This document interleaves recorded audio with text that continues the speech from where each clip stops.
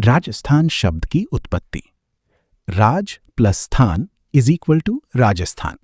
अर्थ राजाओं की भूमि यानी लैंड ऑफ किंग्स। वह प्रदेश जहां सदियों तक राजपूत वंशों का शासन रहा।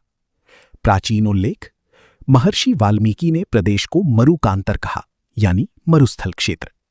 बसंतगढ़ शिलालेख संवत 682 शब्द राजस्थानियादित्य रूप में प्रथम बार अंकित। नैणसी की ख्यात व राजरूपक में राजस्थान शब्द का सीमित प्रयोग रियासत अर्थ में। राजपूताना शब्द की उत्पत्ति। प्रथम प्रयोग जॉर्ज थॉमसन 1800 ईस्वी। प्रमाण विलियम फ्रैंकलिन की पुस्तक military memoirs of mister George Thomson 1805 ईस्वी। ब्रिटिश काल में क्षेत्र को प्रशासनिक रूप से राजपूताना कहा गया। आधिकारिक नामकरण 26 जनवरी 1950। संविधान लागू होने पर प्रदेश का नाम राजस्थान स्वीकृत। राजस्थान के प्रागैतिहासिक स्थल। राजस्थान के प्रागैतिहासिक स्थल राजस्थान इतिहास के अध्ययन में अत्यंत महत्वपूर्ण हैं, क्योंकि ये मानव सभ्यता के प्रारंभिक विकास, जीवन शैली और सांस्कृतिक प्रगति के प्रामाणिक प्रमाण प्रस्तुत करते हैं। इन स्थलों से प्राप्त उपकरणों, अवशेषों और चित्रों के माध्यम से हम प्रागैतिहासिक मानव के रहन-सहन और सामाजिक विकास को बेहतर ढंग से समझ सकते हैं। परिभाषा। पुरातात्विक स्थल उसे कहा जाता है जिस स्थल से अतीत में मानव निवास या मानव की भौतिक गतिविधियों के साक्ष्य प्राप्त हुए हों। मानव विकास की प्रक्रिया।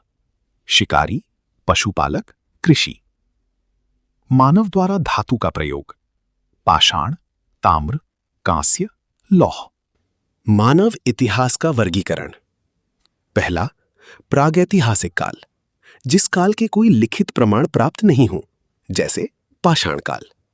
दूसरा, आद्य ऐतिहासिक काल, इस काल के लिखित प्रमाण तो उपलब्ध है परंतु उनको अभी तक पढ़ा नहीं गया है, जैसे सिंधु घाटी। तीसरा, ऐतिहासिक काल, इस काल का इतिहास लिखित में मौजूद है और पढ़ा भी जा चुका है, जैसे महाजनपद काल। अध्ययन की सुविधा के लिए मानव द्वारा किए गए धातु के उपयोग के आधार पर काल निर्धारण किया गया है, जो निम्नलिखित रेखा चित्र से समझाया गया है। धातु उपयोग के आधार पर काल निर्धारण। पाषाण युग, ताम्रपाषाण युग, कांस्य युग, लौह युग। पाषाणकालीन प्रमुख तथ्य। 1870 C.A. हैकेट जयपुर और इंद्रगढ़ बूंदी से हस्तकुठार यानी हैंड एक्स व क्लीवर प्राप्त किए। ये उपकरण वर्तमान में कलकत्ता संग्रहालय में सुरक्षित हैं। 1871 A.C.L. कार्लाइल राजस्थान में पुरातात्विक सर्वेक्षण कार्य प्रारंभ किया। दौसा क्षेत्र से पाषाण उपकरण व मानव अस्थिपंजर यानी ह्यूमन स्केलेटल रिमेन्स की खोज की। 1908 सेटन कार झालावाड़ क्षेत्र से पाषाणकालीन उपकरण खोजे। इन उपकरणों से प्रारंभिक मानव की तकनीकी दक्षता का संकेत मिलता है। 1953-1954 भारतीय पुरातात्विक सर्वेक्षण विभाग यानी ASI एवं डॉक्टर वीरेंद्र नाथ मिश्र चित्तौड़गढ़ जिले में गंभीरी और बेड़च नदी के पेटे से पाषाण उपकरण प्राप्त हुए। ये उपकरण प्रागैतिहासिक मानव के जीवन और निवास स्थल को दर्शाते हैं। पाषाण काल को मुख्य रूप से 3 भागों में बांटा गया है। पाषाण काल, पुरापाषाण काल, मध्य पाषाण काल और नवपाषाण काल। पुरापाषाण काल, इस काल में मानव शिकारी था, संग्राहक नहीं। पुरापाषाण काल को मुख्य रूप से 3 भागों में बांटा गया है। निम्न पुरापाषाण काल, मध्य पुरापाषाण काल, उच्च पुरापाषाण काल। प्रमुख औजार हस्तकुठार, चॉपर, चॉपिंग, स्क्रेपर, बोरर, वीधनी, ब्लेड एंड ब्यूरिन।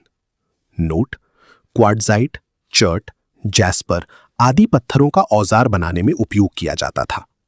प्रमुख स्थल बूढ़ा पुष्कर, जयल, डीडवाना, इंद्रगढ़, बूंदी, विराटनगर, कोटपुतली बहरेड, गोगाखेड़ा, राजसमंद। परिभाषा। मध्य पाषाण काल शब्द का सर्वप्रथम प्रयोग H.M. वेस्ट्रॉप ने किया। ये काल प्रारंभिक और उत्तर पाषाण काल के बीच का संक्रमण काल था।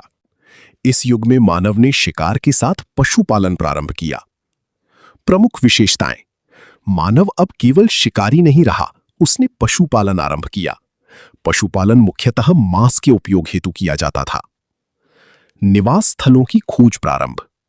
नदी तटों, शैलाश्रयों व गुफाओं में बसना शुरू किया। प्रक्षेपास्त्र तकनीक, प्रोजेक्टाइल टेक्नोलॉजी, तीर, भाला, चाकू और बाणों का निर्माण। सूक्ष्म उपकरण, माइक्रोलिथ्स, पत्थर को नुकीला कर छोटे औजार बनाए। शैलाश्रय चित्रकला, रॉक शेल्टर आर्ट की शुरुआत इसी काल में हुई। मानव ने अपने शिकार, नृत्य और दैनिक जीवन के दृश्य चित्रित किए। प्रमुख औजार, माइक्रोलिथिक औजार, सूक्ष्म औजार, हड्डी के औजार, ज्यामितीय आकार के औजार। प्रमुख स्थल, बागौर, भीलवाड़ा, तिलवाड़ा, बालोतरा, सोजत, पाली, निम्बाहेड़ा, चित्तौड़गढ़, पंचपदरा, बाड़मेर। बागौर, भीलवाड़ा 5000 ईसा पूर्व से 500 ईसा पूर्व। खोजकर्ता, उत्खननकर्ता। इस स्थल का उत्खनन कार्य 1967-68 ईस्वी से 1970 ईस्वी तक वीएन मिश्र, डॉक्टर एलसी लेस्निक एवं डेक्कन कॉलेज पूना के सहयोग से किया गया। नदी क्षेत्र, कोठारी। प्रमुख विशेषताएं, उपनाम, महासतियों का टीला, आदिम संस्कृति का संग्रहालय। इस स्थल से पशुपालन के प्राचीनतम साक्ष्य प्राप्त हुए हैं। इस सभ्यता के लोगों द्वारा मृतक के साथ खाद्य सामग्री व मृतभांड रखने की परंपरा से सिद्ध होता है कि ये लोग मृत्यु के बाद भी जीवन की अवधारणा को मानते थे। इस स्थल से बहुतायत में लघु पाषाण मिले हैं। आवाज बनाने के लिए पत्थर के साथ साथ ईंटों का प्रयोग भी किया गया है। मृत शरीर को उत्तर दक्षिण में लिटाया जाता था। इस स्थल के उत्खनन में 3 सांस्कृतिक चरण प्राप्त हुए हैं। बागौर सभ्यता के सांस्कृतिक चरण। प्रथम चरण 4480 से 3285 ईसा पूर्व। लघु पाषाण उपकरण, भोजन संग्राहक अवस्था। दूसरा चरण 2765 से 500 ईसा पूर्व। आभूषण व धातु औजार, पशुपालन के साथ कृषि के साक्ष्य। तीसरा चरण 500 ईसा पूर्व से चौथी सदी। लौह धातु का प्रयोग, आवास बनाने में ईंटों का प्रयोग। नोट, मध्य पाषाण युगीन, ताम्र युगीन और लौह युगीन सभ्यताओं के साक्ष्य मिले हैं, परंतु नवपाषाण के साक्ष्य प्राप्त नहीं हुए हैं। तिलवाड़ा, बालोतरा। खोजकर्ता, उत्खननकर्ता।